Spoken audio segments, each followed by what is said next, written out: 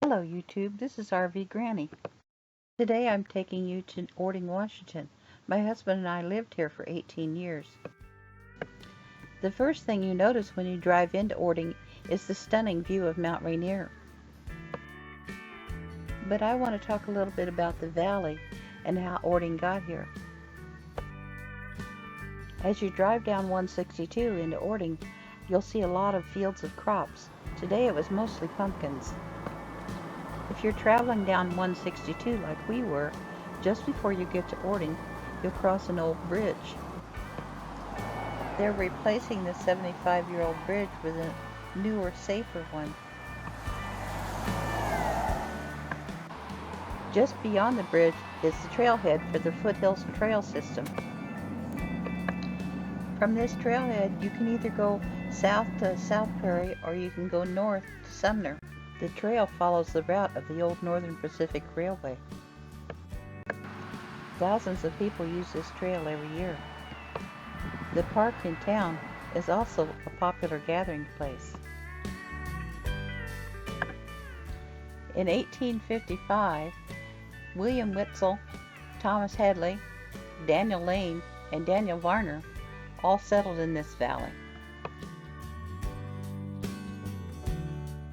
For farmers, this valley was a dream come true. The alluvial soil made it easy to grow their crops. You'll find the names of those early settlers recorded on the street signs around town. In the early 1900s, Orting was in its heyday.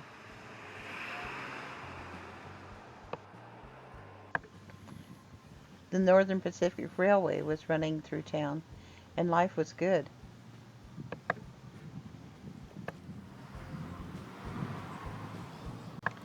This mural depicts daily life during that time. When we moved here in 1988, the population was 1,700. Now it's 7,000. You may have seen Orting on television before, anytime you watched a program about volcanoes.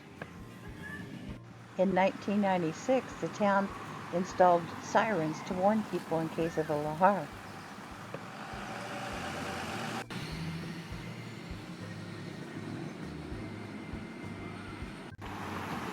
Orting sits between two rivers, the Carbon and the Puyallup.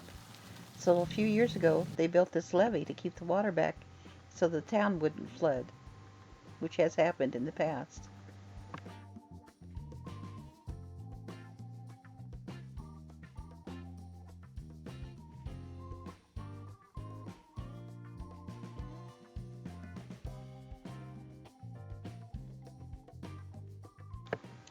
Both rivers are melt from the glaciers on the mountain. They have lots of salmon in them and they're very popular with fishermen.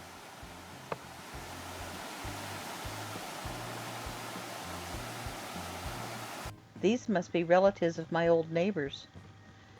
We used to live in this valley, quite close to this place.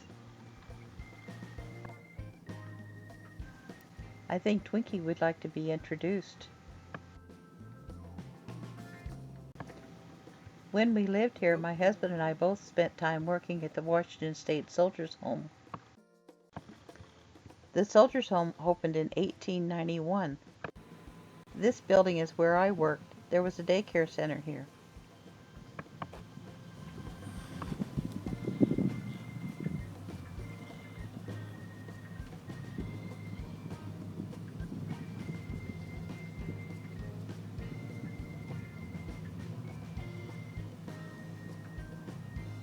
Just for old time's sake?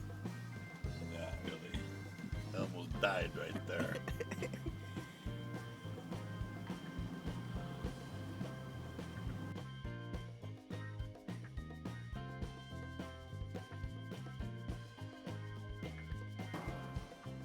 Up the hill from the Soldiers' Home is the old cemetery. They recently received a large grant to help make much needed improvements to the cemetery. There are 2,300 soldiers and their families buried here, dating all the way back to the Civil War.